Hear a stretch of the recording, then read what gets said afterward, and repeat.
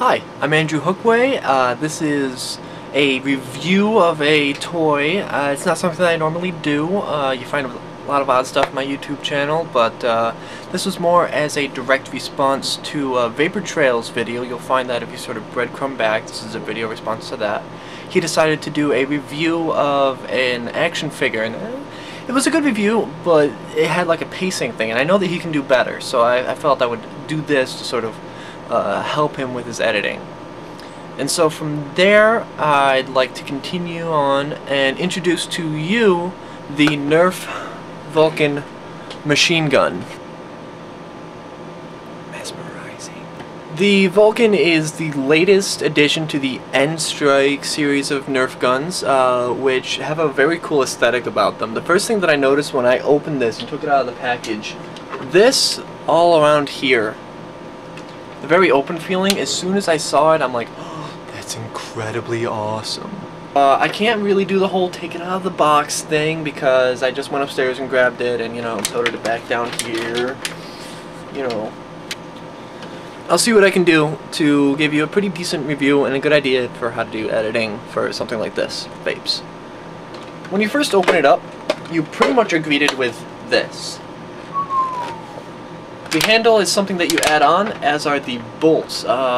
Those actually, once they go on, they don't come off, so it's not something like that's a piece that's going to come off that you're going to lose later on. And I like that. I like that this thing is made with that in mind. It's still quite portable. You know, you can carry it around by the handle just fine. We actually ambushed some people in the dorm, and we rang the doorbell, and as my friends are going to answer the door from inside, there's people across the quad. Don't do it! They're armed! So the gun looks great. I noticed something actually before we even get moving, before we put everything else on it. I had a look around. We have a power switch right here. Flip. It's a little odd because the easier way to pull it is towards you, but that's actually on. That seems a little counterintuitive from the safety dash. I don't know if it does any battery drain if you're not pulling the trigger, but when it's on and there's actually something in there, it can tell and start firing. This thing is fully automatic, and so in order to do that, it needs batteries. A lot of batteries. It actually took me a little while to find the battery door because I'm an idiot and didn't bring the instructions with me. The battery door is on the bottom, under here. Screw right here that gets pulled out.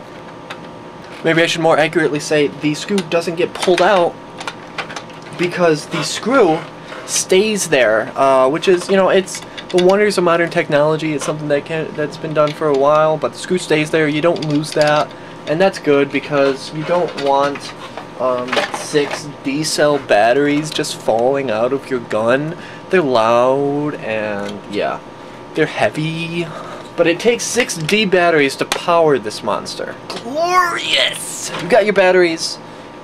You slide them back in like so, and your battery door goes back on. A little bit of jiggling to get that in there. I mean, I sat here for a couple minutes just trying to get the screw to line up and realized that I didn't have the door on all the way. Okay, so we've got our batteries in the gun now. Now, the next thing that we're going to do is attach the tripod. The tripod is a funky little assembly. It looks like this when you get it out of the box, if all goes well. The legs actually all lock together like that. And then when you want to use it, they sort of fold out and come back to the fully deployed tripod position. They don't lock there, which if I was actually giving points to this thing, I would dock it points because it's sort of inconvenient to, you know, place down on a place and have to be like, well, hold on, that one gone. But aside from that, there's also one other weird thing with the tripod, which I'll show you after I attach it. In order to attach it, you pull a couple little nubs on the side here, like so. So you've got your tripod here, it's sitting down. I'll sort of raise my knee, pretend my knee is the ground. It's sort of sitting there, and you're like, well, how do I bring it up to fire? Because it's just pointing at the ground, and I can't do too much. I mean, you can sort of rotate it, but then it's pointing at the sky. And I suppose for a Nerf that sort of works, like the whole mortar thing. But that's not the fun thing. You want to shoot it at someone, not above someone. And it's weird because the tripod actually sounds like it's breaking when you pull the gun up. Aside from that, though, it's very fluid, which I like. Once you've actually got it there, it sort of takes a little side to side, but once you've actually got it set down, where you want it, it flows quite well side to side, up and down, so it's got a very good range of motion once it's on the tripod and once you've broken it, unbroken it, whatever. This here is the ammunition box. End strike, it's nice, flips open. Attaches to the side of the gun with another little nubbin thing. Little hole right there. You just slap it right in. There. So now of course we have the Nerf gun, but we don't have any ammunition. And that's the other cool thing about the Nerf Vulcan. Now usually with Nerf guns there's not too much fun about loading the darts into the blaster. But even the Vulcan is sort of fun to do. You have a belt of 25 whistling sonic darts, which are very fun. When you actually have range, you can hear them whistle through the air. Great fun, great fun. And there's something to be said for loading the darts into your belt here for heightening the anticipation for firing this thing. You know, it's not an automatic reloader, it's an automatic firing gun, so you do have to load it yourself. It does take up time. I saw someone say that the ideal Nerf team for operating a Vulcan would be at least 3 people. You have one person firing, you have someone doing reloading, and you have a third person recovering ammunition and loading another belt. The Vulcan comes with one belt, as well as enough darts for the belt. And more reloads are sold, refills for an additional belt and 25 more darts.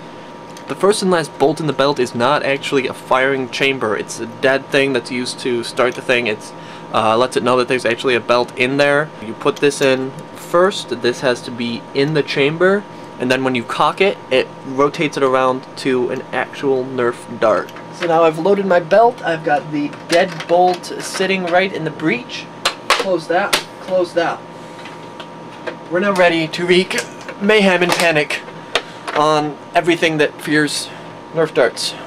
To fire semi-automatically, which isn't the reason why you're here, but I figured I would do it for the sake of completeness, completion, something for being thorough.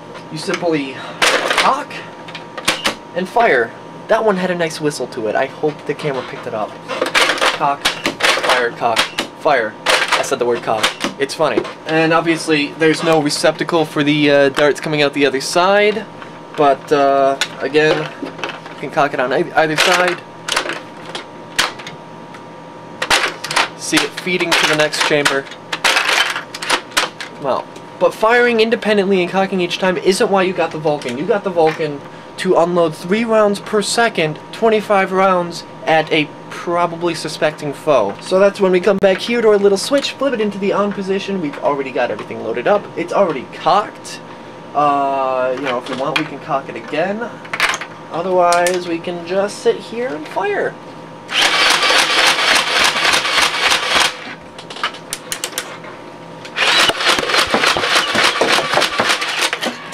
As you can see, the belt sort of spills out afterwards. Right now, I've fired everything from this gun. I do have another refill, but it's not opened. I haven't bothered yet.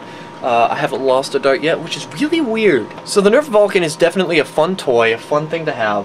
I'm not going to give it a numerical rating, I'm just going to give it a thumbs up. The main things that I see wrong with it is that I wish that the tripod, it's mostly with the tripod here, I wish it didn't sound like I was breaking it when I was bringing it out, and I wish that while they lock up like this nicely, I wish they'd also lock back.